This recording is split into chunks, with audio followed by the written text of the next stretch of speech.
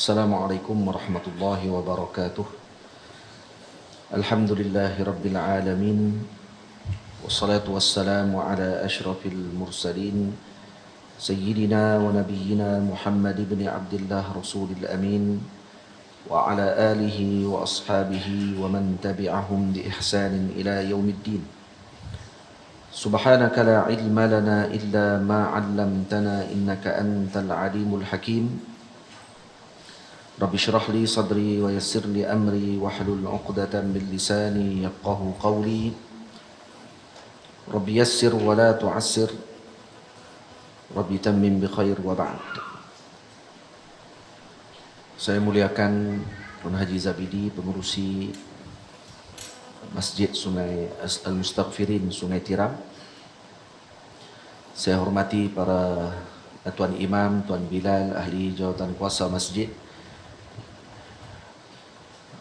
Tuan Guru Haji Abdullah, para guru, para asatizah, para santri, muslimin dan muslimat, ibu ayah, abang-abang, kakak-kakak, juga yang mengikuti majlis ini secara langsung di Facebook dan seumpamanya. Semoga Allah Subhanahu wa taala memberikan kepada kita kebaikan dan juga perlindungan berkat junjungan besar Nabi kita Muhammad sallallahu alaihi wasallam. Kita sambung kembali bacaan kitab Fathul Muta'ali fi Adabil Ilmi wat Talaqqi. Pada bab yang seterusnya, pada muka surat yang ke-42, adab ibu dan ayah dengan para guru. Wahai ibu, ayah, ingatlah semua, beradablah dengan pendidik anaknya. Kamu lahirkannya ke alam dunia, guru anakmu membimbingnya ke syurga. Buruk adabmu kepada para guru, terhalang keberkatan buat anakmu. Jika anakmu mengadu sesuatu, bertanyalah, jatuh ra. Bertanyalah, jangan terus naik hantu. Jika ibu ayah serahkan urusan, pada guru mendidik pasti berkesan. Jika anak lelaki pulang ke rumah, menangis mengadu, konon kena marah. Katakan padanya, jangan jadi lemah. Anak lelaki bukan jenis menyerah. Tangisan hanyalah senjata wanita. Anak lelaki tak murah air mata. Ini cara didikan salaful ummah. Hasilnya generasi muda yang gagah. Jadi saya letakkan di sini bab berkaitan dengan adab ibu dan ayah dengan para guru. Walaupun tidak sepanjang saya melihat kitab-kitab yang dikarang oleh para ulama yang terdahulu, sangat sedikit ataupun mungkin tidak ada bab yang khusus berkaitan dengan adab ibu dan ayah dengan para guru. Banyak yang dibincangkan dalam kitab adalah adab murid dengan guru, adab guru dengan murid, adab guru di dalam majlisnya, adab ilmu, adab seorang tersebut dengan alat ilmu dan juga seumpama dengannya. Tapi tidak dibincangkan khusus tentang adab ibu dan ayah dengan para guru.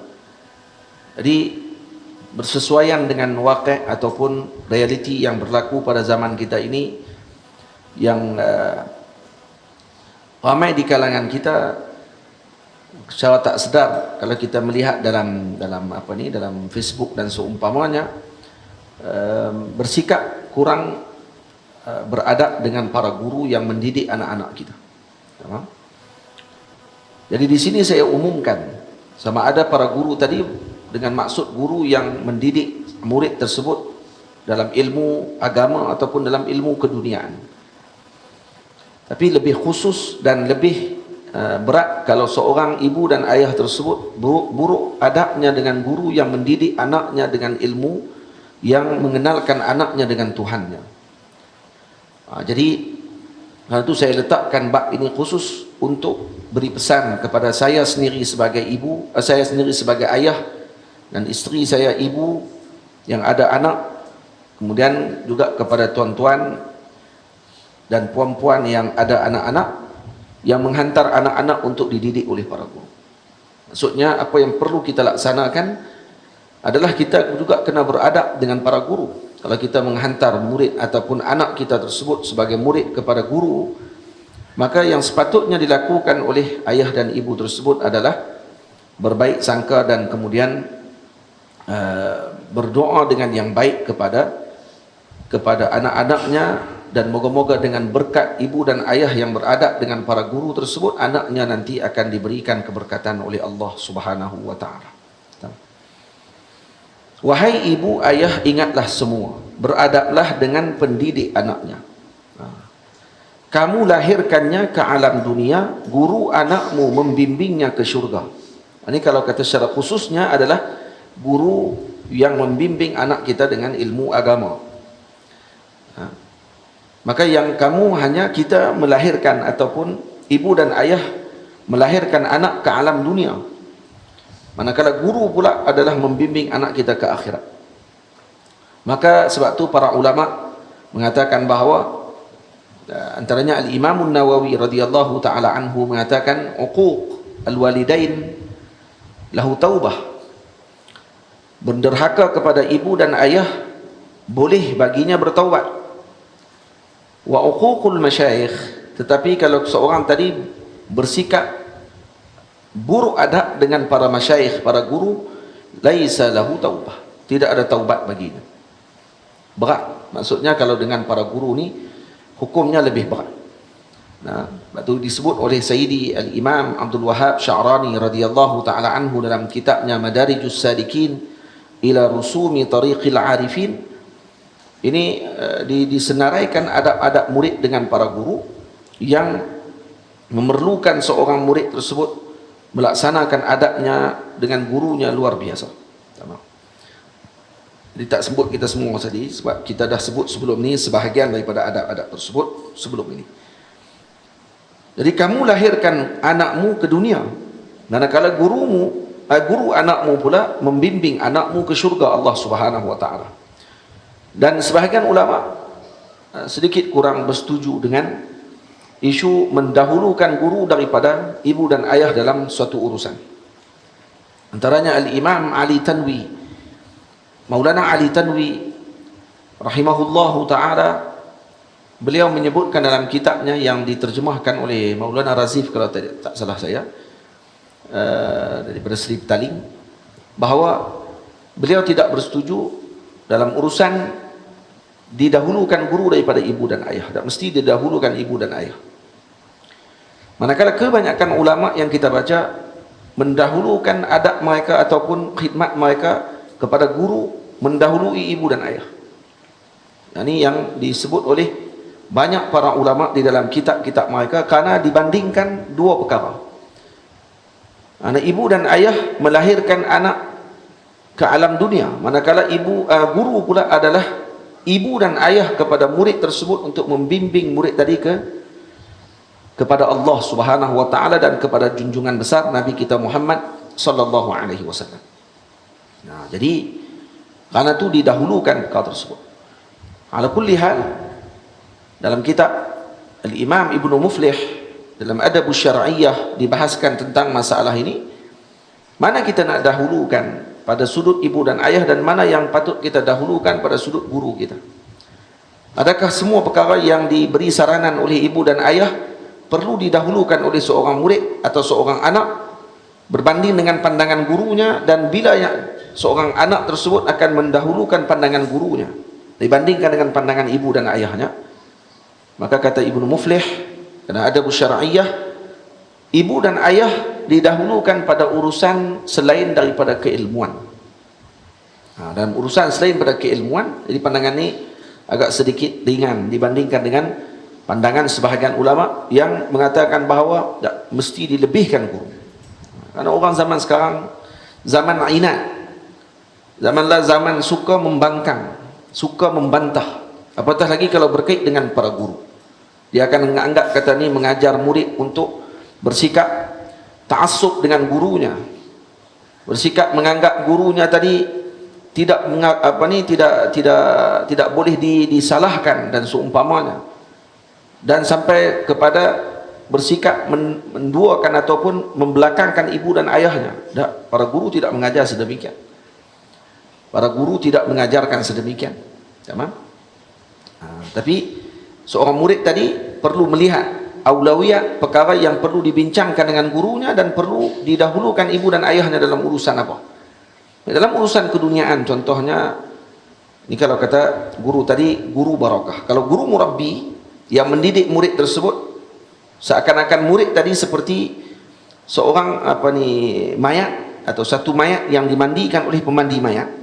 Jadi murabbinya adalah pemandi mayat tersebut, dia seperti mayat yang digerakkan tangannya, kalau ditolak ke kanan lah dia, ke kiri lah dia.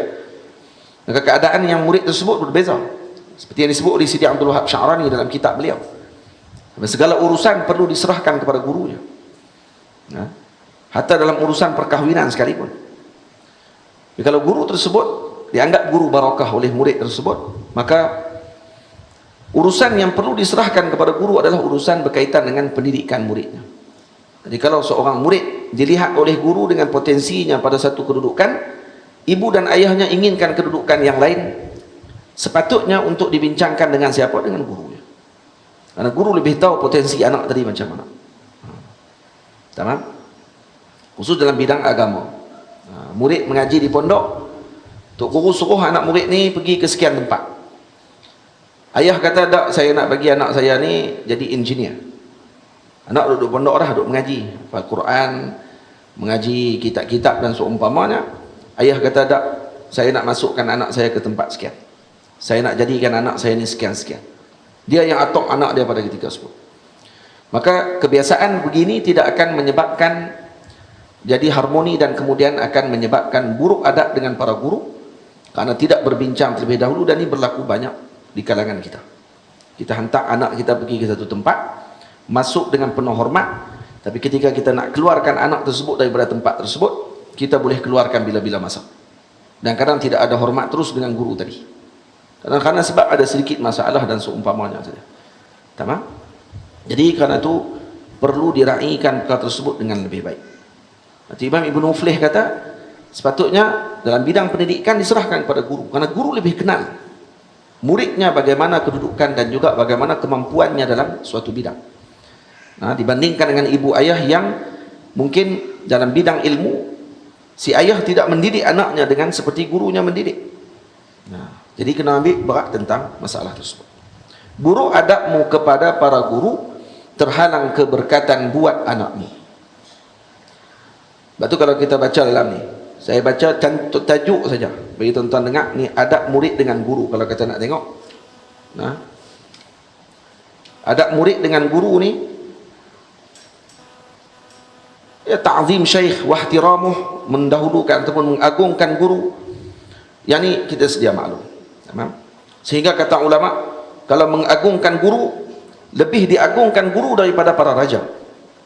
Sayyidina Ibrahim Ad-Dusuqi radhiyallahu ta'ala anhu mengatakan, al-fuqara kal muluk. Yani para sufi, para ulama ini kal muluk. Faman lam ya'rif adab al-muluk la yanbaghi lahu mujalasatuhum.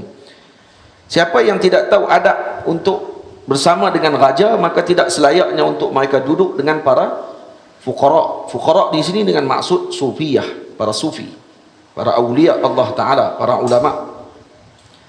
Al-Imam Junaid Al-Baghdadi radhiyallahu ta'ala anhu, ketika datang seorang murid datang kepadanya untuk meminta tariq ila Allah, nak minta suluk kepada beliau. Apa kata beliau? Izhab faqdumis sultana wa ahla hadratih. Pergi dulu, kamu khidmat dulu dengan sultan dan juga ahli hadratih. Ahla hadratih maksudnya orang yang duduk bersama dengan sultan. Wa'arif marasimahum, ketahui bagaimana etika yang telah mereka susun ketika bersama dengan raja. Summa ta'al, kata dia, lepas dah selesai yang tu, mari balik jumpa kami. Kenapa?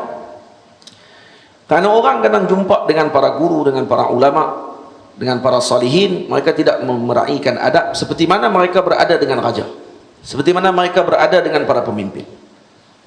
Bila nak masuk dalam majlis raja, mereka akan disusun. Macam ni kalau nak jumpa raja, macam ni kalau raja nak bercakap dengan kamu. Apa bahasa yang kamu kena gunakan dengan raja? Diajar 1, 2, 3 adab dan seumpamanya. Tapi bila jumpa dengan para ulama, dengan para guru, tak ada adab tu. Dia main sembrono, kemudian dia buat macam diri dia. Cakap dengan guru seakan-akan macam tidak ada hak di antara dia dengan guru tersebut.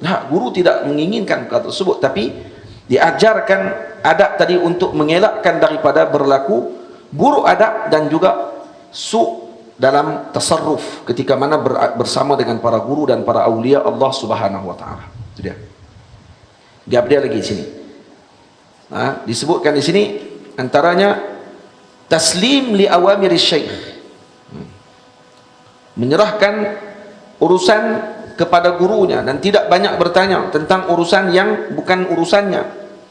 Dan dia di antara adabnya, kata Imam Abdul Wahab Sya'rani, alla yas'ala syaykhahu qattu lima fa'alta ya sayyidi hakadha atau lima tarakta kadha. Tak tanya kepada gurunya, kenapa kamu buat macam ni, kenapa kamu tidak buat macam ni. Ataupun dia bermusyawarat dengan syekhnya ibtida'an ala fi'li syai'in illa an yataqaddama min syaikhihi al-iznu lahu fi dhalik. Dia musyawarah dengan syekhnya tanpa diizinkan oleh gurunya terlebih dahulu.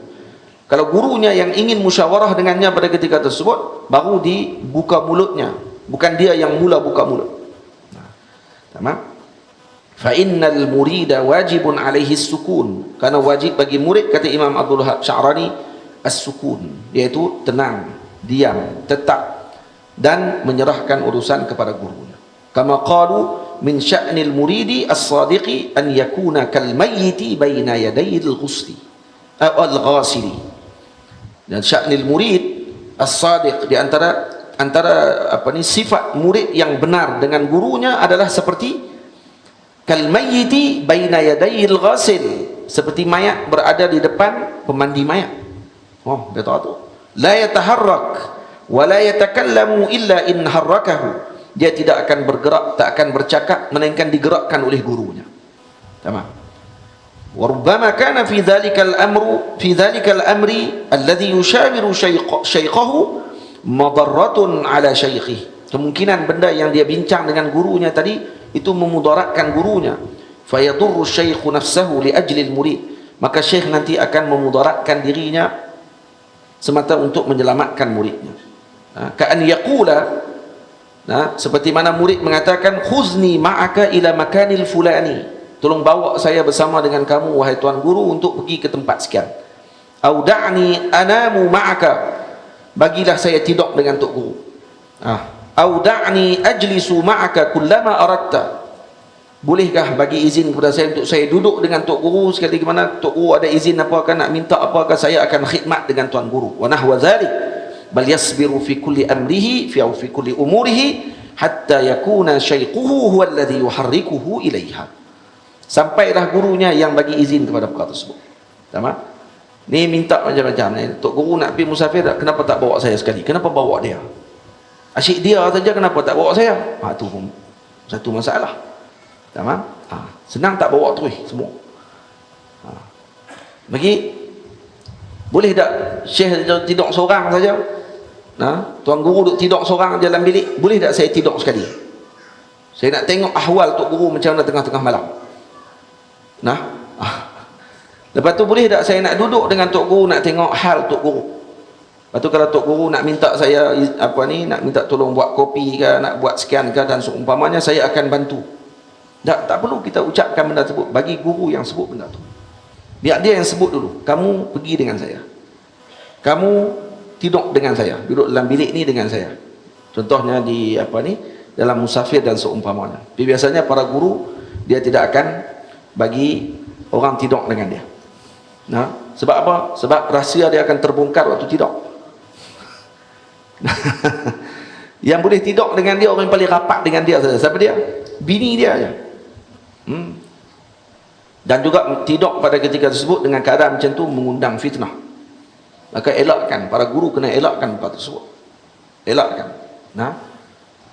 Lebih-lebih lagi dengan amrak, dengan budak-budak kecil, lebih-lebih lagi kena elakkan. Kecuali anak dia lah, anak dia sendiri dalam perjalanan, itu lain lah. Yang ni dengan amrak, anak murid kecil. Umur bawah daripada, bagian ulama kata amrak ni bawah pada 17. Bagian ulama kata bawah 17, jambang tak ada, misai tak ada, muka apa ni jambu, budak amrak. Dan amrak lebih bahaya daripada wanita. Amrak lebih bahaya daripada wanita. Nah, hati-hati. Boleh? Yang ni jadi fitnah ni kepada sebahagian orang bila mana beringan-ringan dengan masalah ni. Tak boleh macam tu. Nah, anak-anak murid kalau kecil ataupun siapa saja yang kecil yang masih lagi tidak sampai kepada umur baligh, maka sebaiknya bagi seorang tadi mengelakkan dia daripada untuk berkhalwat ataupun bersendirian dengan amrak tersebut. Hati-hati. Hak ni kena akan mengundang fitnah. Dia akan bawa kepada fitnah dan lebih bahaya daripada wanita. Kerana orang perempuan kalau duduk dalam bilik, yang ni orang pun tahu kata kalau dia duduk bilik dengan orang perempuan, orang akan tahu kata dia duduk dengan orang perempuan. Kira maksudnya masalah dia akan jaga benda tu. Tapi kalau duduk dengan budak lelaki, waktu tu dia akan kata budak lelaki bukan orang perempuan. Tak, itu lebih bahaya lagi. Kena hati-hati. Kena hati-hati dengan perkara tersebut. Kerana syaitan akan tazyin kepada kanak-kanak tersebut dengan rupa yang kadang lebih cantik daripada perempuan. Sebab tu masyaikh cukup berpesan dengan perkara tersebut agar tidak terjebak dengan perkara-perkara yang haram. Dan ni yang menyebabkan berlakunya perkara-perkara yang buruk dalam umat. Budak tu nanti bila besar, dia akan bawa perangai tu. Dan orang yang rapat dengan dia, yang dia percaya dan seumpamanya buat benda tak elok dekat dia, akhirnya dia akan teruskan. Dia kata benda tu boleh kot. Dan dia akan teruskan dengan kejahilan ataupun dengan nafsunya pada ketika tersebut. Na'udzubillah min dzalik. Lepas tu kena elak dan kena hati-hati. Kalau kita eloknya, kalau para murid pun kena sama juga. Tak boleh satu bilik dua orang, tak boleh.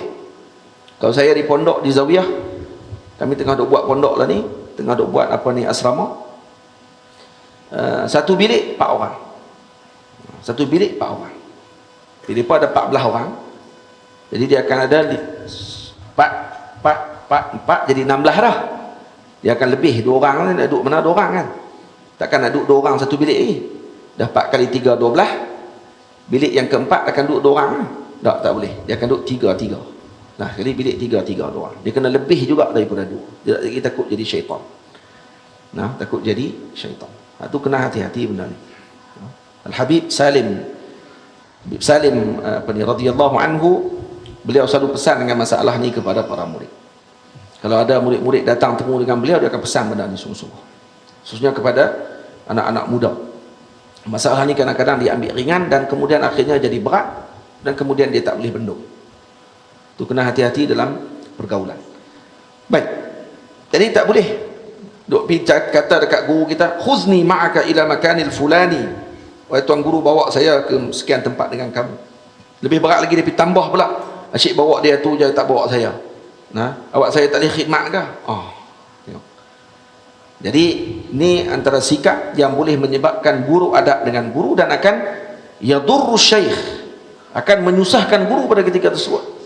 Dan guru kemungkinan waktu tu nak menjaga khatir hati muridnya tersebut, lintasan-lintasan buruk yang syaitan mula masuk pada waktu tu dalam hati muridnya, buruk sangka dengan gurunya, kenapa tidak bawa beliau dan seumpamanya. Adakah kerana dia buruk adab dengan gurunya, kerana gurunya tak layan dia macam tu? Maka khatir-khatir tadi akan lebih buruk kalau guru tadi tak putuskan.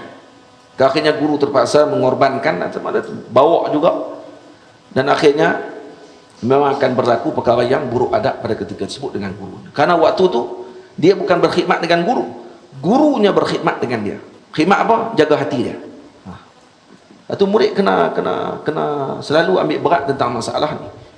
Kalau kita menganggap ini guru kita, seorang ni guru kita, yang sepatutnya bagi kita adalah menjaga hati guru kita, bukan menyebabkan guru kita yang terpaksa jaga hati kita.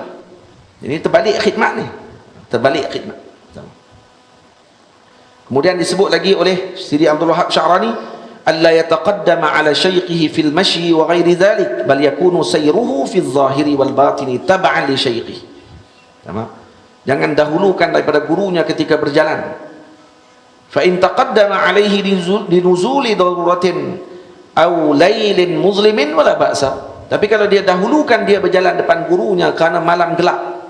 Ini kata Imam Badruddin Ibnu Jamaah dalam Tazkiratus Sami', dibezakan antara jalan siang dengan malam. Kalau siang sebaiknya bagi murid berjalan di belakang gurunya dan sebelah kiri, sebelah kanan, belakang sedikit, sebelah kanan. Tidak beriringan dengan gurunya, melainkan dengan izin gurunya atau gurunya panggil. Sama? Dan jangan duduk belah kiri, karena waktu belah kiri kemungkinan gurunya nak meludah dan seumpamanya. Kalau dia ada di sebelah kiri pada ketika tersebut, gurunya terpaksa ludah di sebelah kanan dan meninggalkan sunnah. Jadi dia telah menyebabkan gurunya meninggalkan sunnah, disebabkan karena nak jaga dia, itu ludah kena kat dia. Kalau malam, jalan depan. Jalan depan kalau kata memerlukan kepada jalan depan. Sebab apa? Lailin muzlim, malam yang sangat gelap, takut ada lubang anak murid jatuh dulu. Habis tu dia kata, "Oi, tu kah nak kena buat dengan tok guru? Malah aku." Sebab tu tak mau, kita tak ada guru. Bagi kita khidmat. Dan Allah Ta'ala bagi kita dengan guru untuk kita khidmati, untuk apa? Untuk diberi keberkatan kepada seorang tersebut. Dilihat berkatnya orang tadi dengan sesuatu, dengan bagaimana dia beramal dengan gurunya, bagaimana dia berkhidmat dengan gurunya, dan bagaimana hatinya dengan gurunya. Kalau murid tadi hatinya kamil, sempurna, jami' dengan gurunya, maka waktu tersebut Allah Ta'ala akan bagi seperti mana yang diberikan kepada gurunya, bahkan lebih kemungkinan. Tapi kalau seorang murid tadi tidak ada perasaan tadi dengan seorang gurunya, maka dia akan diharamkan terus daripada keberkatan tersebut. Seperti mana para sahabat mendapatkan keagungan kerana jami' dalam hati mereka adalah dengan Rasul sallallahu alaihi wasallam. Dan siapa yang paling tinggi? Sayyidina Abu Bakar As-Siddiq radhiyallahu taala anhu, dan beliau mendapatkan yang paling tinggi. Karena dalam hatinya tak ada lain melainkan Rasulullah. Maka disebabkan adab yang agung macam tu, Allah Ta'ala berikan kepadanya dengan kemuliaan yang agung. Kan tu para sahabat sendiri tafawud. Sahabat sendiri ada kedudukannya masing-masing. 10 sahabat yang pertama, yang paling tinggi di kalangan semua sahabat, Sayyidina Abu Bakar. Dan itulah bagaimana beliau dengan Rasulullah.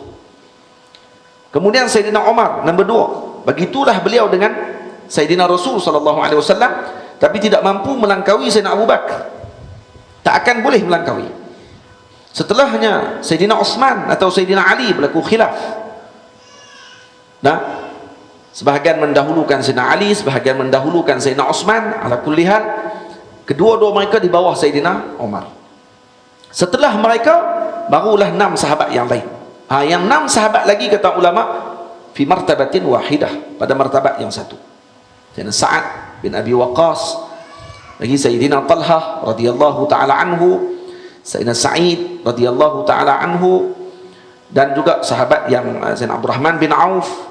Maka mereka adalah kelompok yang semartabat dalam 6 orang yang terakhir. Dan kemudian bakinya Ashabul Badri, Ashabul Badr, mereka pula duduk pada kedudukan yang lain pula. Kemudian Ashab Uhud, kemudian Ashab Bai'atul Ridwan, kemudian baru baki ashab Nabi SAW, barulah sahabat Nabi yang lain duduk. Maksudnya kedudukan mereka dinilai pada sudut apa? Bagaimana Nabi di dalam hati mereka.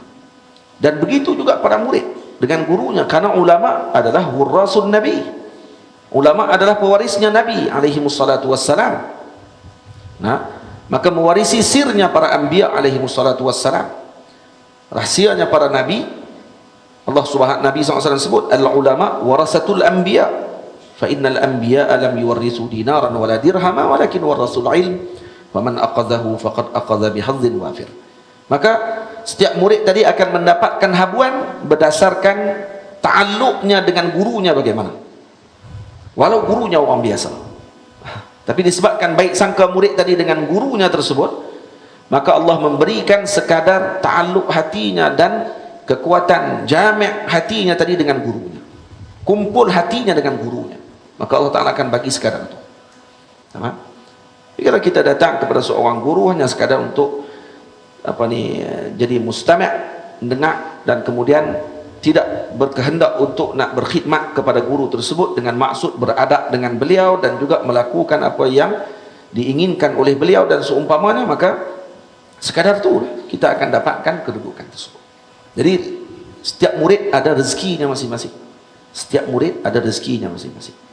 Ramai kadang-kadang mereka duk tanya dekat fakir saya lah, bila pergi di Mesir mereka duk tanya, macam mana nak baik dengan para masyayikh di Al-Azhar? Saya kata, Allahu'alam, saya pun tak tahu. Saya nak cerita macam mana, saya pun tak tahu. Macam mana nak baik dengan para guru? Ustaz buat macam mana? Nak buat macam mana, nak bagi pergi rapat dengan Tok Guru? Nak beli hadiah ke? Nak kena main duduk dengan dia selalu ke? Nak kena bertanya soalan banyak ke? Nak kena macam mana ke? Allahu'alam, saya tak tahu. Saya tak tahu nak jawab. Ada rizqun min Allah, rezeki daripada Allah Ta'ala. Duduk dengan syekh, syekh baik dengan kita. Itu syekh melihat kita pula dengan pandangan inayah, beri perhatian. Allahu'alam, saya tak pasti nak jawab macam mana. Saya kata doa banyak-banyak kepada Allah. Kena doa lah. Semua ni rezeki. Nak pergi usaha sendiri kita pun tak pasti. Takkan guru tu berkenan ke tak? Untuk pergi bagi hadiah selalu, guru kata dia ni nak apa ni? Tu pun ada juga. Dia duk main baik, duk tanya soalan banyak, dia kerja duk tanya soalan pula dah. Aku tak mau jawab, dia kata Pak Long ni. Dia ingat tanya soalan akan menyebabkan baru dia akan rapat dengan guru tadi.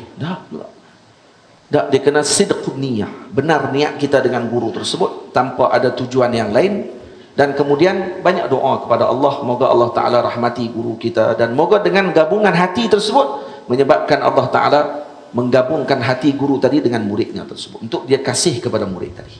Itu pun sudah memadai. Sama? Baik.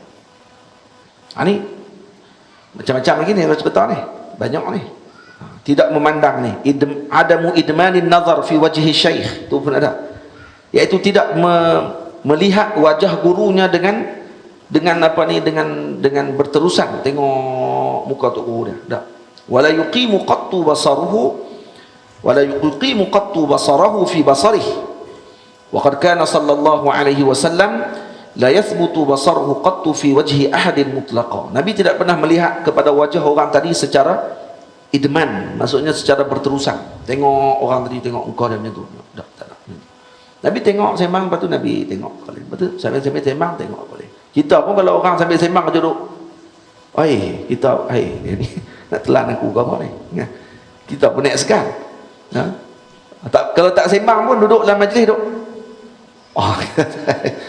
Dia tengok apa ni? Jangan tengok lama, sekali dia tempoh bulu hidung dia terkeluar. Tengok. Dah buruk dah hadap kita dengan guru kita. Lepas tu jangan idmanun nazar. Jangan idmanun nazar, dia akan menyebabkan jadi khajal, jadi malu. Jadi sebab tu sebaiknya untuk kita buat apa? Tidak memandang berterusan kepada guru kita. Itu antara adabnya. Itu Nabi tidak melihat kepada seorang mutlaqan. Ada seorang pernah cerita kat saya, dia kata orang tak tengok orang ni, kalau dia cakap dengan orang, dia tak tengok muka orang, dia ada dua. Yang pertama, dia belah hantu raya. Yang kedua, dia bunuh orang. Tak semua macam tu. Tidak lazim macam tu. Jadi kalau kita tengok orang sembang dengan kita, sembang saat betul tak tengok kok kita. Tu kita jadi belah hantu raya apa? Jangan tuduh orang. Tak boleh. Mungkin kerana dia tengok kita mula-mula, lepas tu dia tak tengok kita secara berterusan. Lepas tu seorang murid kalau bercakap dengan gurunya, sepatutnya dia datang pada gurunya bila sembang dengan tuan guru, tanya Assalamualaikum, betul? Tengok guru dulu, kemudian tengok ke bawah. Lepas tu bila guru dia beritahu pula lah, baru tengok muka guru pula. Lepas tu tengok ke bawah. Macam tu cara dia. Dia tengok terus macam tu. Tu guru pun tak tahu nak cakap apa. Lepas tu, hantu nak tengok hantu. Aku geli tengok dia kata. Jangan macam tu. Jadi kata di sini disebut bal kana idza ra'al hilala sarafa wajhahu anhu bi sur'atin. Hatta Nabi ketika melihat bulan sekalipun, Nabi akan berpaling wajahnya dengan segera. Allah. Maksud Nabi tak tengok benda, hatta akuan dengan benda yang bukan manusia sekalipun Nabi tidak akan melihat secara terus. Faham? Likauni tajalli yaumal qiyamah qad syubbihat ar-ru'yatu lahu bi ru'yati syamsi wal qamar. Faman admana an-nazara ila wajhi syaikhihi faqad qala'a ribqatal haya min 'unuqi. Siapa yang meneruskan atau melihat secara terus pada wajah gurunya, akan dihilangkan malu daripada tengkuknya. Rubbama hasala lahu suqutu haibati syaikhi ma'a kasrati musyahadati, dan kemungkinan akan hilang atau gugur haibah gurunya di depannya karena dia selalu tengok saya. Nah, tamam, akan hilang dia punya haibah gurunya. Fayuhram barakatuh atau barakatah, maka akan hilang atau diharamkan baginya keberkatan gurunya tersebut. Fala yusamihul muridu siwa binazratil faj'ah, tak dibenarkan pada murid melainkan melihat wajah gurunya dengan faj'ah, tak sengaja ya. Bal yanbaghi lahu an yastaghfira minhu, bahkan kata Imam Abdul Wahab Syarani, hendaklah dia beristighfar kepada Allah kalau dia melihat sedemikian. Tapi tahu tu. Ni kalau ada orang baca ni jenis tak faham, dia kata, "Oi, nampak sakar sangat ni." Nah, ayat macam tu adab. Dan adab para salihin diambil daripada siapa? Daripada para ashab Nabi sallallahu alaihi wasallam, dan diambil daripada Sayyidina Rasul sallallahu alaihi wasallam. Apa? Li'annahu min fudulin nazar. Karena melihat dengan macam tu dikira fudulin nazar.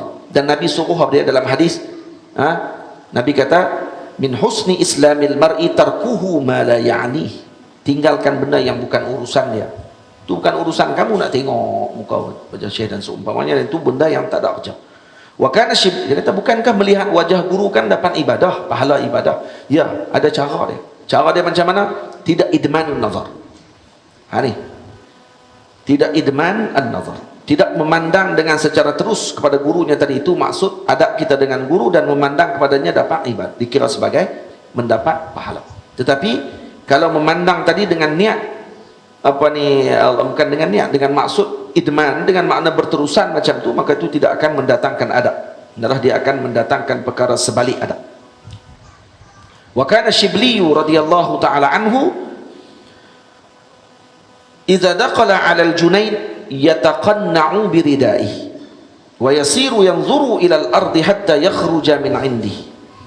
Wa sa'alahu marratan jama'atun min al-fuqara kam kana fi lihyati al-Junayd min sha'ratin bayda, faqala lam ara lahu qattu lihyatan innama kuntu ara shakhsahu kadhil. Kata beliau, Imam Shibli kalau masuk bertemu dengan Imam Junaid radhiyallahu taala anhu, beliau akan yataqanna, dia akan tutup dengan ridha kepalanya. Halul awliya la yuqtada bih. Ada sebahagian guru tidak berkenan muridnya pakai qina waktu datang ke kelas. Tengok kepada ahwal gurunya. Kalau saya di zawiyah, saya tak akan benarkan murid saya pakai qina ataupun tailasan, pakai serban, enggak pakai tailasan. Karena pakai serban, pakai tailasan letak atas kepala, tahu tailasan? Tak kain atas kepala tu. Ada da'bul masyayikh, tu hanya pakaian para guru sahaja. Yang layak aja boleh pakai macam tu. Tak apa layak mana tak payah duk gagah. Nah, karena Syekh Ali Jum'ah kata apa? Siapa yang pakai serban dan pakai tailasan di atas dia, la tas'al an ilmih, jangan tanya ilmu dia. Karena hadza alim kabir. Jadi kalau pakai macam tu, insya-Allah lah. Ini hadza mufti anam. Nah, ni tok mufti ya ni. Kalau pakai ni alim kabir. Boleh pakai macam tu. Kalau dia memang alim sungguh, tak apa, layak bagi dia pakai. Kalau kepada murid tak perlu pakai macam tu. Tak perlu pakai macam tu. Karena tu kadang-kadang melebihi guru dia pula. Guru pakai kepiah, anak murid pakai dengan sorban, bubuh tailasan. Oi, siapa tok guru ni? Dia orang silap tarik. Tukang khutbah pakai kepiah ya. Hak anak murid pakai tailasan tu, dia pergi dengan sakan lagi, orang tarik dia, pecah khutbah. Sebab tu kena jaga. Imam Junaid, Imam Shibli pakai macam tu. Dan dia buat tu, kenapa Imam Junaid tak marah dia? Tak berasa dengan dia? Karena tahu, kata Imam Junaid melakukan sedemikian kerana adab dengan beliau, bukan kerana ingin menunjukkan ketinggian lebih daripada gurunya. Tamam? Maka dia kalau duduk dalam majlis gurunya, dia akan menunduk, pakai ridha, letak atas kepala, tengok ke bawah. Bila orang tanya dekat dia, berapa lai uban di janggut Imam Junaid? Sayyidina al-Imam Shibli radhiyallahu anhu kata, lam ara lahu qattu lihyatan. Saya tak pernah tengok batang janggut dia pun, satu lai janggut dia pun saya tak tengok. Bukan cakap uban, janggut dia pun saya tak pernah tengok. Kenapa? Innama kuntu ara syakhsahu kadzil. Sebab saya melihat diri peribadinya seperti bayang saja. Dia duduk tengok bayang, ataupun dia nampak guru seperti bayang saja. Karena apa? Karena nak mengelakkan daripada melihat terus kepada gurunya hingga menyebabkan dia jadi buruk adab dengan gurunya. Itu sahabat Nabi Sayyidina Anas bin Malik, Sayyidina Abdullah bin Umar kata kira di janggut Nabi ada 21 helai, ada kata 17 helai. Tu macam mana tu? Dan kita kena sedia maklum, yang meriwayatkan hadis tadi adalah para sahabat yang kecil. Mereka membesar dengan Nabi SAW, berkhidmat dengan Nabi dan duduk dengan Rasulullah SAW. Maka yang biasa meriwayatkan ini biasanya adalah sahabat-sahabat kecil. Karena budak-budak, waktu ketika dia budak, dia tak kira apa. Dia kan parti semua.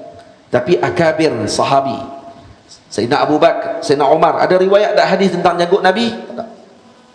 Kenapa? Karena mereka tidak pernah memandang kepada wajah Nabi secara berterusan.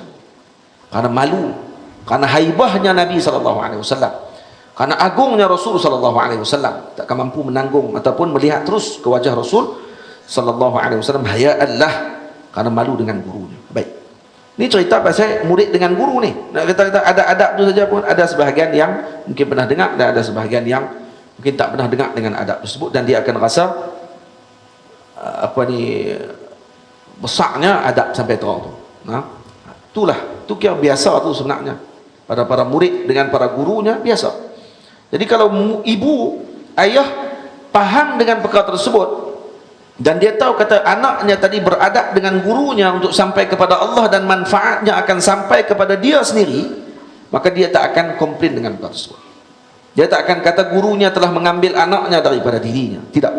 Malah dia akan bersyukur kepada Allah karena anaknya nanti akan sentiasa mendoakan kebaikan kepadanya kerana telah mengenalkan dia dengan gurunya. Sama? Jadi kalau kata begitu, sebab tu Al-Imam Abdul Wahab Sya'rani mengatakan dalam kitabnya Lawaqih Anwar Qudusiyah, kata beliau, yang paling banyak tak jadi anak-anak tok guru. Hak paling banyak jadi anak-anak petani. Hak ni yang banyak jadi.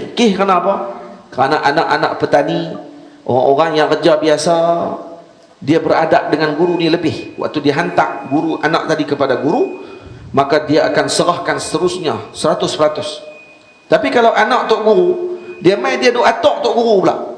Dia yang atok tok guru. Kamu kena ajak anak saya macam ni.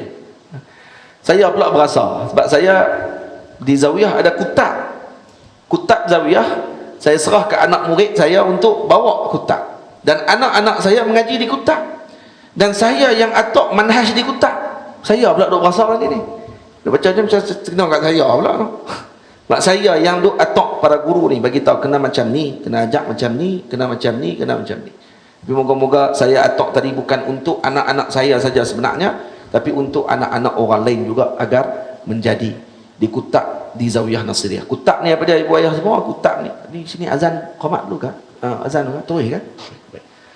Kutab ni ibarat kepada macam tadika zaman dulu lah. Kutab. Kalau di Mesir dia panggil kutab. Guru kami Maulana Syekh Jamal Faruq hafizahullahu taala kata, antara perkara yang dikesali, beliau sendiri sebut benda yang sangat beliau kesali di Al-Azhar di Mesir adalah bila mana kutab-kutab Al-Azhar tidak dihidupkan. Sekolah-sekolah tadika budak-budak Azhar ni tidak dihidupkan. Ada sebahagian saja di kampung-kampung yang masih hidup. Itu pun dibimbangi juga takut Wahabi masuk. Wahabi pun buat kutab. Jam terus budak-budak tu. Pada kecil tu hafal jadi Wahabi. Di kutab ni sebenarnya tempat untuk apa? Untuk hafal Quran, hafal matan, dan kemudian mengaji asas membaca, menulis dan juga mengira. Ini kutab. Jadi saya di Zawiyah, saya hidupkan balik sistem tersebut di tempat saya. Anak murid tak ramai lah, anak-anak saya, anak-anak timbalan mudir, dan kemudian ada anak sepupu anak pada kak ipak saya pun ada di situ seorang main mengaji di situ, tapi duduk di situ, duduk di Zawiyah lah. Jadi mengaji hafal Quran, hafal matan, kerana daripada hafal matan Aqidatul Awam, dan sekarang tengah duduk hafal matan Burdah Al-Imam Al-Busiri untuk lughah, untuk bahasa Arab. Jadi di hafal ni saya ambil tarik Nigeria, orang Nigeria untuk lughah depa hafal Burdah. Imam Busiri. Jadi sekarang dia tengah duk hafal burdah. Dah apa ni 70-80 bait dah, hampir saya tak silap saya. Ya. Jadi apa ni, benar saya lantik pula anak murid saya seorang ni, ada ni Alif, ni jadi muaddib dia. Muaddib kepada anak-anak saya pula. Dia ada muallim, dia ada muaddib. Muaddib ni dia akan mengajar waktu petang. Ajak depa membaca, menulis, mengira, melukis mungkin sebab dia pandai lukis, mewarna apa semua untuk ni sekali. Lepas tu ajak adab. Dia baca kitab-kitab adab. Baca kitab Fathul Muta'ali baca lah. Tak lagi. Dia baca Syamil. Dia hafal Syamil. Syamil kitab saya tulis. Anak-anak saya tengah duk hafal sekarang ni. Kemudian yang kedua, apa ni, mengaji kitab-kitab apa ni sejarah para ulama. So, dia cerita Syekh Jalaluddin macam mana dia mengaji. Jadi muaddib dia akan ajak lah baca buku tu, kemudian diceritakan macam mana kisah hidup anak-anak tersebut. Apa ni orang tadi macam mana dia jadi alim. Jadi ini saya serahkan kepada mereka untuk mengajak tersebut. Tapi kata Sidi Abdul Wahab Sya'rani, yang paling banyak tak jadi ni anak tok guru. Sebab tu kita tengok anak tok guru banyak buah. Kenapa? Sikit sangat kata Sidi Abdul Wahab Sya'rani yang anak-anak para guru alim macam pak dia. Antaranya keluarga Sidi Ar-Ramli, anak kepada Imam Syihabuddin Ramli, Al-Imam Syamsuddin Ar-Ramli, alim kabir macam bapak dia.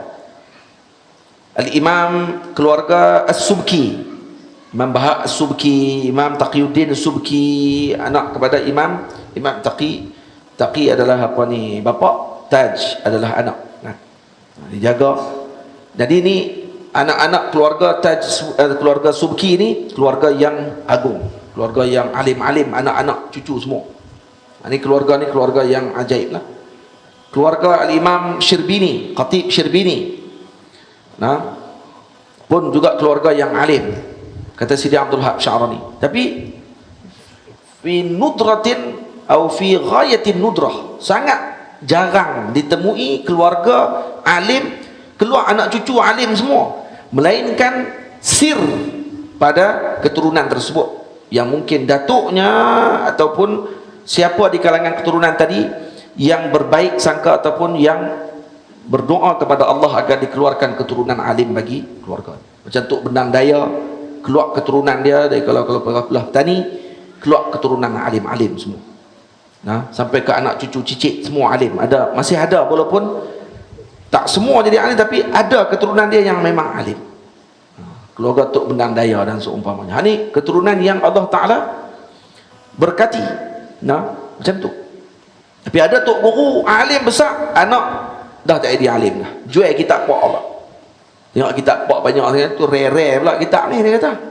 Yang ni kalau kata jual kat apa ni apa? Achin Street pun kata tak, mahal lagi ni. Dia tahu kata dia ada pasaran kitab-kitab lama ni. Dia jual kitab pak dia habis.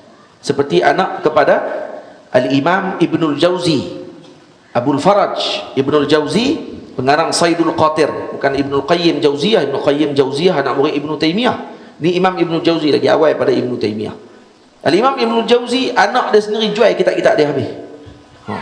Jual kitab dia habis semua. Fana dunia.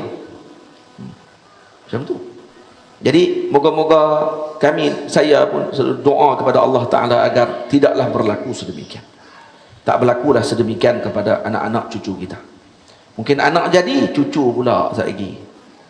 Tengok pak dia, pak pula tak susun anak dia pula. Anak dia pula jual pondok-pondok habis lagi. Mampu. Lebih kutip pula tanah pondok. Yang siapa-siapa dia tadi tanah pondok, tok wang aku dulu, aku nak balik. Lepas tu dia pondok jadi sekolah. Lepas tu lingkup habis semua. Kalau terus lagi tak apa, alhamdulillah. Kalau pun cucu tadi buat sekolah tapi diteruskan sistem, masih ada lagi sistem tok wan dia buat dulu. Cuma masuk sistem sekolah juga sikit. Tak apa lagi tu. Ni jual terus semua. Kerana nak dunia. Na'udzubillah min zalik. Kenapa jadi macam tu? Kata Sidi Abdul Wahab Sya'rani, kerana para guru ataupun para anak, minta maaf, para anak ini mereka berpada dengan kemuliaan ayah mereka. Sebab mereka tengok ayah dia dimuliakan. Dia dah nampak ayah dia dimuliakan. Kalau pergi ke mana pun orang sambut dan seumpamanya, maka dia berpada dengan kemuliaan ayahnya, dan dia kata dia tak perlu lagi mencari kemuliaan tersebut, dan dia menumpang kemuliaan tadi, dan akhirnya dia tidak bersungguh-sungguh. Beza dengan anak para petani, anak orang biasa. Saya sendiri pun, ayah saya orang biasa saja. Ayah orang biasa. Jadi Allahumma salli ala Sayyidina Muhammad, bukan orang panggil apa, ayah bukan tok guru besar, bukan ada pondok dan seumpamanya. Jadi berkat doa ayah, doa mak lah, suruh kita pergi mengaji, jumpa dengan para guru, dan kita diberi inayah oleh para guru. Dan kalau jadi, jadilah. Kalau tak jadi, tak tahu. Macam tu. Dan dengan baik sangka tersebut jadi. Sebahagian orang jadi disebabkan kerana baik sangka daripada ayahnya dan ibunya, diserahkan kepada guru. Beza dengan para guru, kalau dia guru, dia tengok anak dia, dia nak susun anak dia, dan dia pula susun anak dia dengan guru anak dia. Yang ni yang menyebabkan kadang-kadang tidak menjadi kebaikan kepada anak tersebut. Melainkan guru tadi berbaik sangka dengan Allah Subhanahu wa taala dan meletakkan harapan kepada Allah. Tidak harap kepada anak-anak murid dia, insya-Allah anak murid dia akan jadi juga sampai ke sudah. Tamam? Itu. Buruk adabmu kepada para guru, terhalang keberkatan buat anakmu. Kalau kita buruk adab dengan para guru, guru ni dia macam doktor. Kita pi buruk adab dengan doktor, doktor tak bagi ubat betul. Hak sakit kaki dia bagi ubat sakit perut. Julak. Dia bukan sakit perut, bagi sakit perut. Saya duk sakit kaki ni, doktor. Lepas tu doktor bagi tahu, kata pak cik tak boleh makan yang ni sebenarnya. Pak cik duk makan macam ni. Doktor pandai-pandai pula saya tahu dah, saya tua pada doktor lagi. Oh, marah doktor pula dah. Doktor kata baik, tak apa pak cik, saya bagi ubat ni kat pak cik. Balik-balik cirit tak berhenti.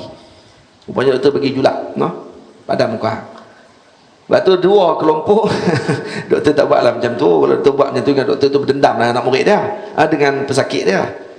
Cuma dua kelompok ni kalau dibiadab dengan mereka, mereka tak akan bagi nasihat secara telus.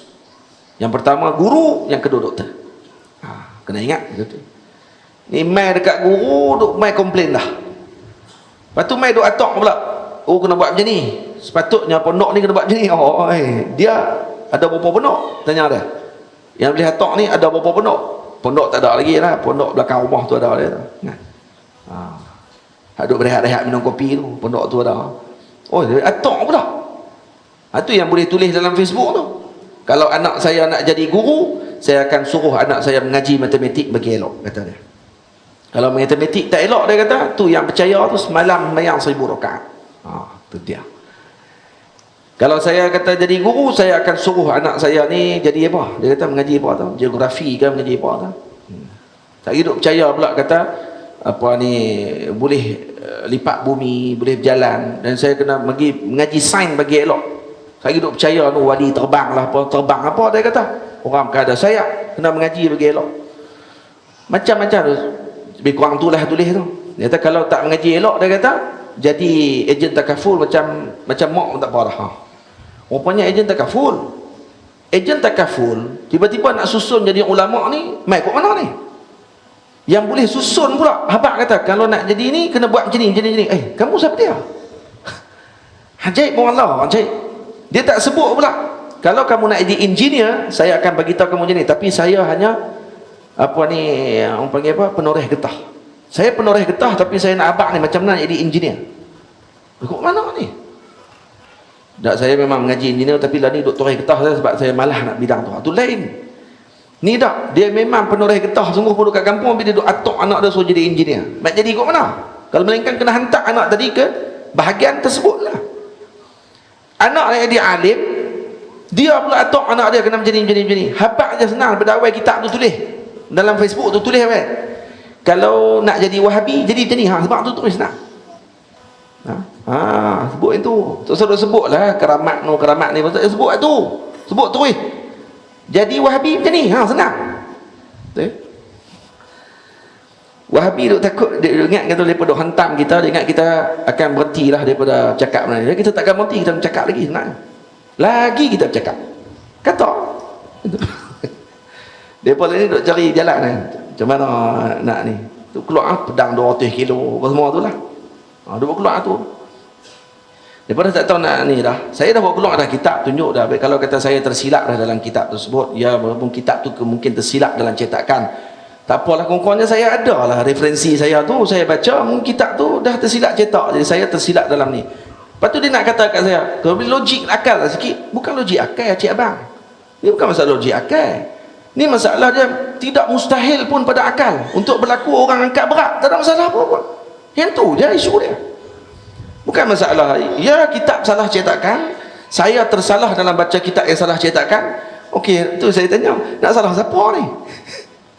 Salah hang dia kata, baca kitab tak betul. Logik akal lah. Takkan orang boleh angkat sampai 1000 kilo. Dah, bukan main akal tu adat. Dalam akal pun tak salah pun kalau angkat berat. Akal pun tak salah pun. Tak mustahil pun pada akal untuk angkat benda berat. Orang angkat beratnya 1000 lebih teruk pada dia. Dia berat dia pun 90 kilo, dia angkat 1000 kilo. Mustahil kan? Ni belum nak tanya, mustahil kan? Tak boleh jawab. Kenapa tak boleh jawab? Kerana tak boleh beza antara hukum akal dengan hukum adat. Tu masalah dia. Dah, masalah dia tu, benda tu tak betul. Tak apalah, saya katakan kalau kitab tu salah, okeylah, saya tersalah lah dalam nakal tu, tak apalah. Saya bukan bincang yang tu, saya bincang lah ni masalah dia. Bila saya baca tu, tak, kalau berlaku sungguhlah, mustahilkah pada akal? Tak mustahil pada akal. Sebab tu jangan guna senang sangat. Ni tak logik lah pada akal. Semua tak logik pada akal. Tak logik pada akal. Apa maksud tak logik pada akal ni? Kita suruh bincang ni pada sudut istilah para ulama guna tu. Tu yang jadi masalah tu. Orang berjalan atas hayat, mustahil lah. Tak logik lah. Yang feri jalan atas hayat, dia boleh percaya pinat lah tu. Ya, tak apa yang bisa mau dengan feri ni Ustaz? Lah, tu kata hang tak faham. Dah, feri tu pun makhluk, boleh berjalan atas hayat. Yang kawan ni pun makhluk, kalau jalan atas hayat, apa masalah dia? Apa yang hak kamu kata ni makhluk boleh jalan atas hayat, makhluk ni tak boleh jalan atas hayat? Tolong apa? Apa hak dia? Tu saya bagi contoh. Saya kata orang angkat berat sampai 1000 kilo, kita tak percaya, kita apa? Tak masalah. Bekho angkat piling 1000 kilo, percaya pula. Dia kata ni apa ni? Gila apa ni sama dengan bekho ni? Bukan saya bagi sama dengan bekho, tu cangkui pala, ibu tahu apa. Kita nak habaq kata dah bekho tu pun makhluk, dia boleh angkat benda berat, dia ni pun makhluk. Awak kamu nak kata bekho ni nak tanpa pula? Bekho ni Tuhan, bekho ni makhluk lah. Nak sama dia, yang ni pun makhluk juga. Yang ni boleh angkat benda berat, apa mustahilnya makhluk ni juga Allah Ta'ala bagi angkat benda berat? Apa mustahilnya? Yang tu je nak ajak. Ya, kalau saya salah, saya minta maaf lah, salah tersilap baca. Kitab tu pun sama lah, kena minta maaf lah, cari ke mana tak tahu. Sebab dia cetak sat dia jadi gram, sat jadi kilogram, duk pemain saya hak tu, tak apalah, saya tahu dah. Ainu suqti tubdi masawiyah. Mata yang benci, dia akan cari salah. Saya nak sebut yang hujung tu, saya nak kata atok akal kita bagi jadi elok. Sebab tu bila saya cerita benda ni kat guru saya dia tak kata mustahil akal. Saya kata kat Syekh Ahmad kata tak kata, hang cek balik kitab tu, cek tengok salah cetak kot. Dia tak kata hak tu lagi. Dia kata apa? Tak jauh Muhammad. Apa masalah dia? Kalau benda tu berat dia, mula saya cerita kata Syekh, saya terbaca dalam satu kitab. Berat pedang Sayyidina Khalid sampai 276 kilo contohnya. Saya kata, Syekh Ahmad kata, Akid Muhammad tu saya tengok bawa itu. Saya kata tak tahu, saya takut kitab silap ke apa semua. Saya kata la istabaid. Saya kata tak jauh, saya kata tak ada masalah apa. Kerana benda bukan mustahil pada akal, dan benda harus pada adat untuk akad benda berat. Apa masalah dia? Tengok macam mana ulama jawab, dan akal tersusun elok dengan rapi. Sebab tu orang yang bila tak tersusun baik dengan hukum akal, hukum adat ni, dia akan ingkar banyak benda. Tu yang dia boleh ingkar. 1000 rakaat, dia kata 1 rakaat 3 minit. Hebat dia sembahyang 1 rakaat 3 minit. Maksudnya solat isyak dia 12 minit dia sembahyang. Maklum tu lah. 1 rakaat 3 minit dia kata, 1000 rakaat 3000 minit. 3000 minit sama dengan berapa jam? Bahagi dengan 60. Berapa adik? Kira sikit. 3000 bahagi 60. 50 jam. Betul? Aku nak kira. Ha? 50 jam eh? Ha? Jangan main-main. 50 jam. Dia kata 50 jam malam, daripada pukul 7 malam sampai pukul 7 pagi. Memang 50 jam. Kena 2 hari. Baru 1000 rakaat. Dia kata tak buat kerja apa kan? Oh, dia kira macam tu. Tu yang bila kita kata Imam Nawawi, Imam Syafi'i kata baca Quran sehari 2 kali khatam. Ada kira dengan dia. Dia kata 1 juzuk kat 4 minit kali 30. Weh. Imam Syafi'i tak buat kerja apa kan? Oh, dia ingat Imam Syafi'i tu dia. Jenis ni geram tu kita no. Geram. Sebab dia kira dengan waktu tu. Tu kalau kata Isra' Mi'raj macam mana? Ni kalau hidup zaman Nabi waktu tu agak-agak nak geng kok mana ni? Nabi kata semalam aku Isra' Mi'raj. Tu dia. Pergi ke Masjidil Haram. Lepas tu naik ke langit, turun, naik, turun, naik, turun, naik, turun, naik, balik sebelum subuh. Semua Arab Mekah tahu. Nak pergi ke Mekah, nak pergi ke Masjidil Aqsa 2 minggu perjalanan. Kalau pergi balik maknanya lebih kurang sebulan. Zaman dulu, dan kadang tak ada kereta, tak ada apa semua. Berterbang lagi jauh lah. Tamam. Lepas tu Nabi buat main burak, Allah Ta'ala buat main burak. Burak, buat main burak. Tak buat main kapal terbang, kongkot. Kenapa? Kalau buat main tu lagi teruk Abu Jahal. Nak tahu apa pula tu? Tu main burak tu. Kongkot tak jauh daripada akal dia lagi. Nampak tak?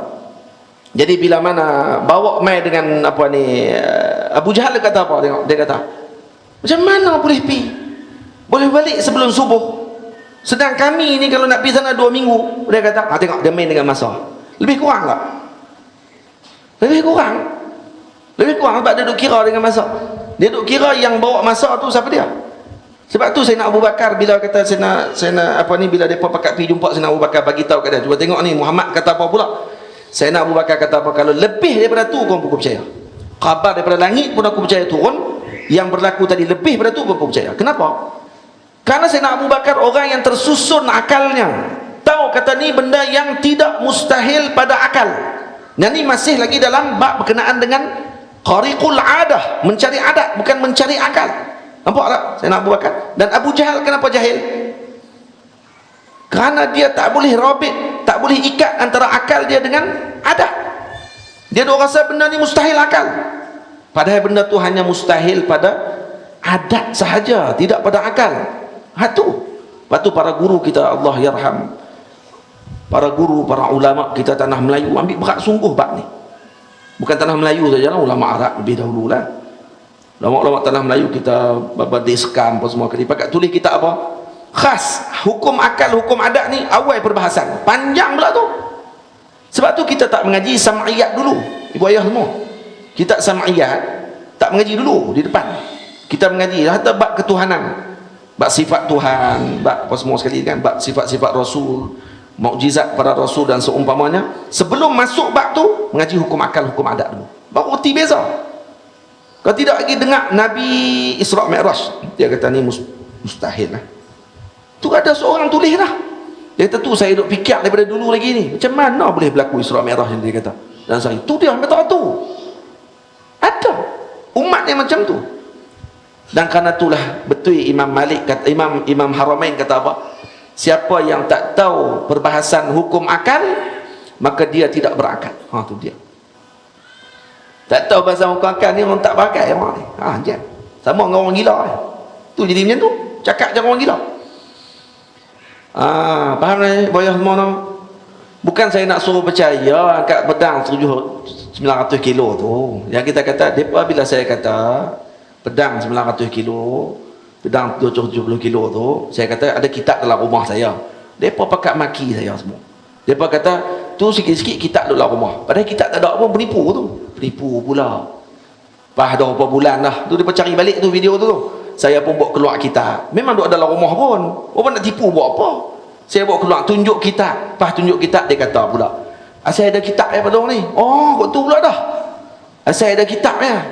Dia buat baru pula apa ni, apa dia, asal ada dalam kitab AADK, dia kata. Yang dia ni geng AADK ni, asal ada dalam kitab. Ada geng baru pula, geng AADK, dia kata. Lepas tu bila kita syarah bagi tahu, kata baik, kalaulah saya tersalah dalam nukil tadi dan kitab tersalah cetak, okey, khair. Saya kata ni macam mana pula nak fikir pula, cara fikir pula. Baik, kalaulah berlaku sungguh benda tu, mustahil kepada akal. Hak tu saja nak bincangnya. Oh, dia tak boleh terima. Ada pula baru tadi ada seorang tulis, pakai duk share dia tulis tu lah, pakai duk rock saya. Dia kata, gunalah akal sama untuk fikir. Ni masalah ni. Dia kata kat saya guna akal. Sekarang ni saya nak tanya balik ni, hang guna akal tak? Dan benda tu memang mustahil akal sungguh kan untuk angkat tu. Kalau kitab tu silap cetak sekalipun, mustahil akal kan. Ni yang mustahil pada akal ni, Tuhan duduk di langit. Hak tu mustahil akal. Hak tu hampa pakai. Tuhan ada kaki, ada tangan. Mustahil akal. Hampa pakai pula tu. Hak tu tak bincang lah. Sumastawa alal arsh. Allah Ta'ala istiwa atas, duduk atas arsh. Duduk atas arsh. Oh, yang tu mustahil pada akal. Pakai pula yang tu.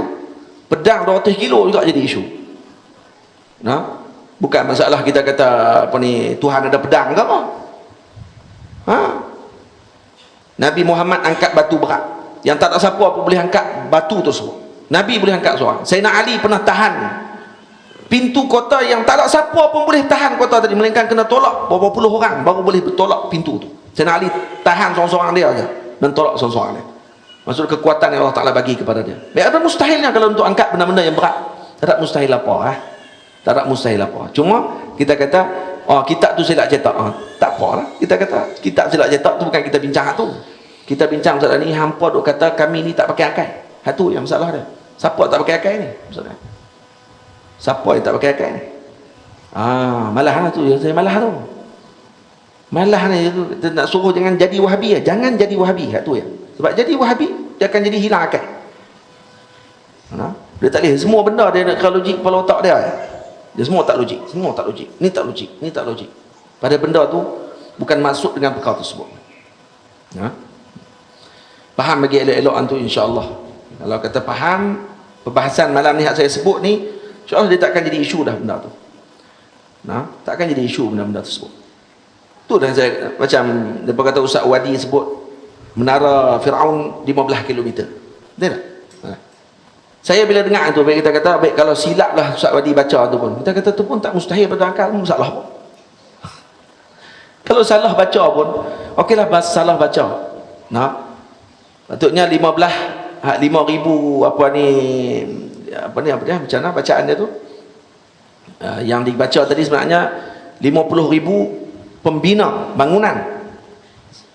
Ustaz Wadi baca sebagai batu bata. Maksudnya pembinaan tadi kalau dikira balik sampai 15 km. Kita kata, ya, kalau kata benda tu pun apa masalah tu? Dia dekat 15 km naik ke atas. Masalah. Lepas tu duk bincang pula masalah. Macam mana dengan oksigen kalau naik atas tu? Allahu Akbar. Ya Allah. Tu kita kata benda kalau kata dah mencari adat. Benda tu mencari adat, bukan mustahil akal. Faham? Macam tu je. Kita pun patutnya kena susun balik otak pemikiran kita. Benda apa yang patut bincang sebenarnya? Benda apa patut bincang. Lepas tu, hak tu perkara-perkara tadi kadang-kadang menyebabkan orang akan kata, ustaz-ustaz kena ni jangan duk cerita benda pelik-pelik ni. Jangan cerita benda pelik-pelik sangat kat orang. Apa dia benda pelik tu yang dimaksudkan? Dah kali para guru tak boleh cerita dah pasal keramat para wali. Hanya kerana nak jaga hati ni, puak Wahabi mana nak benda tu lama lah. Dan bukan cerita wali ni dijadikan cerita yang paling asas pun dalam pengajian. Tak ada pun dalam pengajian Tok Guru buka. Memang nak cerita Tok Wali hari tu. Cerita pasal kisah. Baik kalau nak buka pun apa masalah dia? Kalau nak baca. Kalau ada seorang Tok Guru main-main baca kitab Jami' Karamat Auliya Imam Nabhani, apa masalah dia? Ataupun Jami' Karamat Auliya karangan Al-Imam Abu Nuaim Al-Asfahani, apa masalah dia? Kalau nak baca. Sama. Dan ni nak kena layan. Dia tak boleh cerita ni benda-benda ni sebab takut lagi Wahabi dia ambil isu dia kono kita jawab payah. Siapa takut siapa? Apa yang nak ikut dengan arus ni?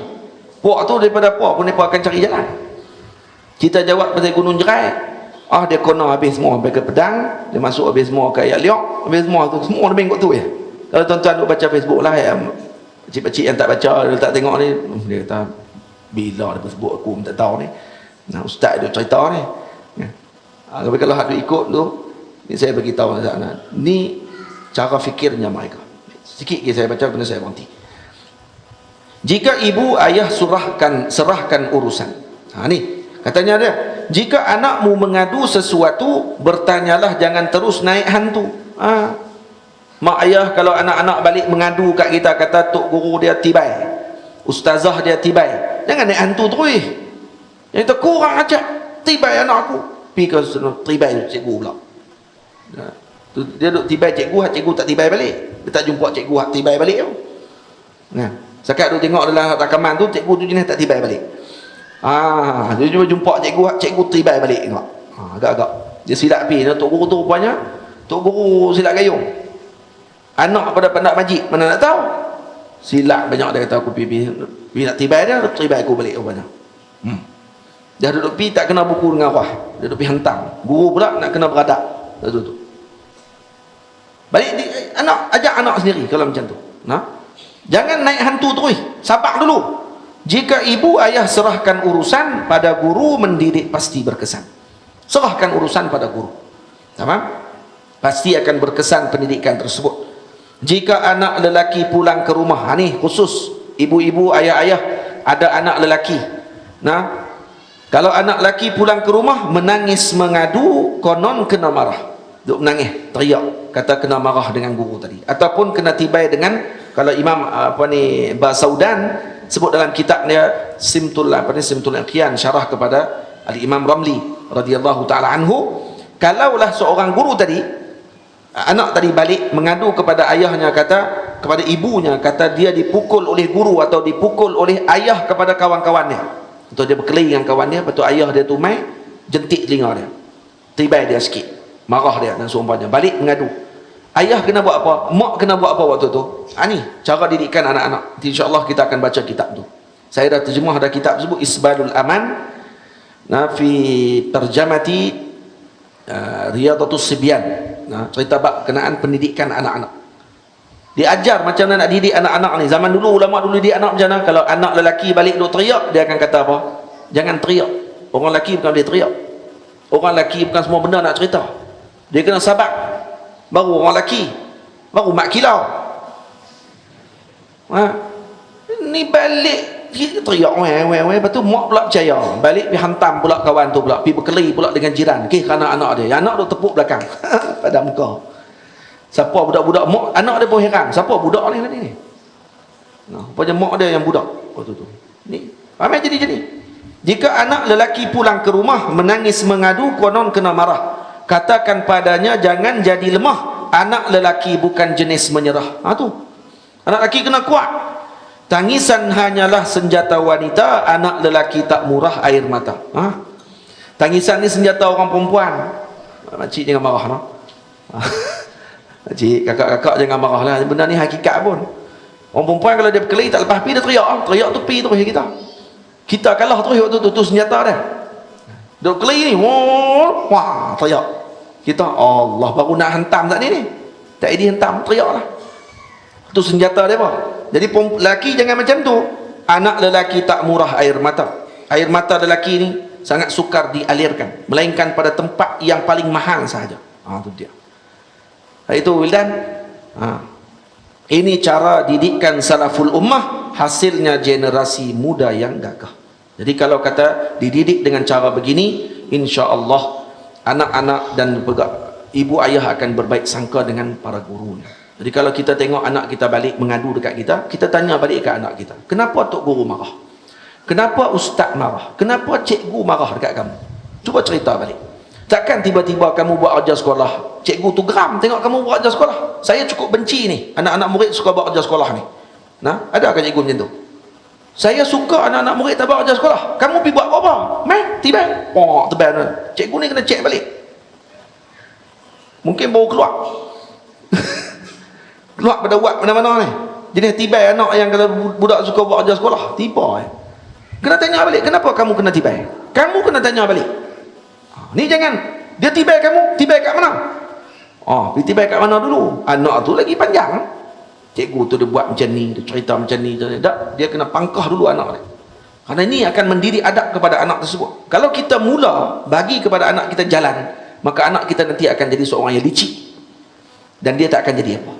Dan tu kita tengok dengan tajribah, ainu tajribah, mata pengalaman kita tengok macam tu. Mak ayah yang duk percaya sangat kat anak-anak ni, anak dia biasanya tak jadi apa. Mak ayah yang biasa aja dengan anak dia, nah, dia akan pergi bincang balik dengan guru tadi. Nah, ustaz kalau boleh, dia anak saya ni dia ada mengadu juga kat rumah, kata ustaz Tibai kuat sangat. Saya tak marah Tibai, tapi kalau ustaz Tibai tu, sebab dia kata dia kalau lagi Tibai lagi dia tertekan, dia tak boleh nak mengapai contohnya. Bincang elok-elok macam tu. Baru kena. Ni pimpin Tibai bapa anak saya. La ilaha illallah. Ya, antara Tibai ni pun masalah juga. Ni masalah hukum Tibai. Saya pesan sungguh-sungguh kepada para guru untuk ambil berat tentang masalah ni. Masalah Tibai perlu kepada izin daripada mak ayah sebenarnya. Sebab tu di sekolah, kalau kata sekolah lah, sepatutnya ada borang Tibai. Mak ayah kalau masuk sekolah ada borang khas. Ini dalam hukum, dalam fiqh Syafi'i. Al-Imamul Imbabi radhiyallahu ta'ala anhu dalam sekarang satu risalah masalah darbu as-sibyan, pukul budak-budak. Boleh ke tidak?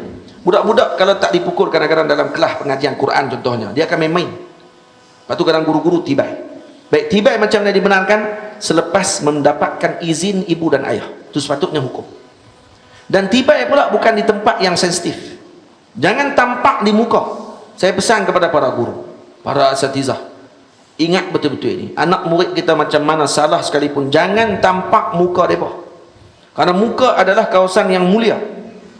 Geram macam mana kita sekalipun, guru disiplin kita ni tahap yang ketiga supaya saya pun, jangan Tibai, jangan pukul wajah murid kita. Jangan tampak, karena Nabi tak pernah tampak wajah seseorang, melainkan dalam perang saja. Melainkan dalam perang saja boleh Nabi mengangkat pedang Nabi SAW. Lain daripada tu tidak pula. Lepas tu guru-guru, khususnya guru-guru disiplin, jangan Tibai muka. Dan sebenarnya tu menimbulkan dendam. Ada sebahagian murid sampai lah dendam dengan guru dia sebab guru tu Tibai tampak dia. Tapi ada sebahagian murid yang ucap terima kasih. Bukan masalah terima kasih tu menyebabkan hukum Tibai tu boleh.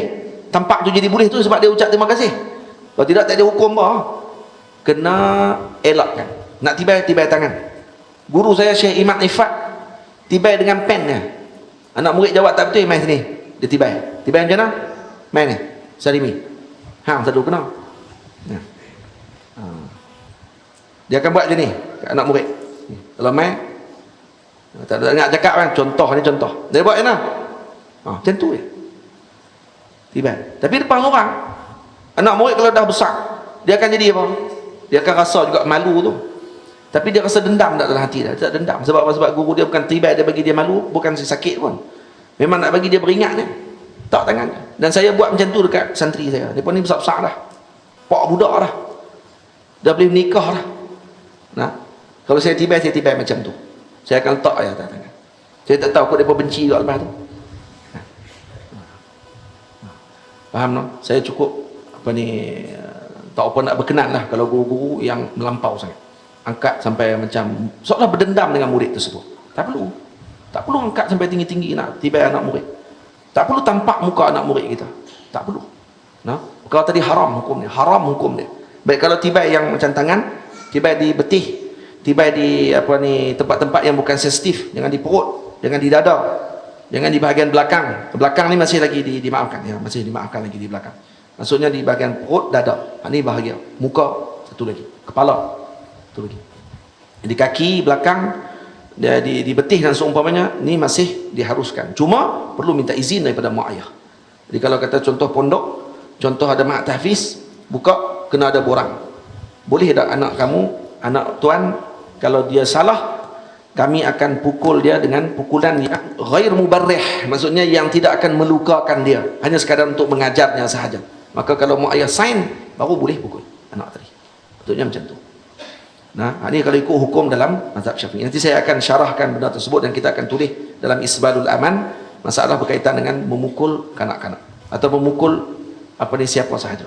Wassallallahu ala sayyidina Muhammad wa ala alihi wa sahbihi ajma'in. Saya mohon ampun, mohon maaf terambil masa ibu ayah semua dan panjang perbahasan kita. Dah habis satu bab, satu tajuk. InsyaAllah minggu depan kita akan bulan depan kita akan sambung pada adab yang seterusnya. Dan setelah khatam kitab ni, kalau ada rezeki kita baca kitab Isbalul Aman. Kalau kata masjid masih berkenan panggil saya lah. Dah baca Isbalul Aman. Tu cara orang panggil, nak suruh panggil. Kalau kata tak baca Isbalul Aman, kalau kitab tu masih saya duk syarah lagi atau dalam cetakan, kita akan baca kitab Mursyiduz Zuwar ila Ziyaratil Akhyar, adab-adab melawat para salihin yang hidup dan yang telah wafat. Saya dah tulis kitab dah siap. Nanti tak bawa malam ni lah. Tak bawa, nanti insya-Allah kalau kita ada rezeki kita akan baca kitab tersebut. Macam mana nak menziarahi orang yang para wali yang masih hidup, para guru, para ulama yang masih hidup, adab dia macam mana, yang telah wafat macam mana adab dia. Dan macam benda apa kita nak kena baca. Saya tulis kitab tersebut. InsyaAllah nanti ada rezeki peluang, habis kitab ni baru kita baca kitab tersebut.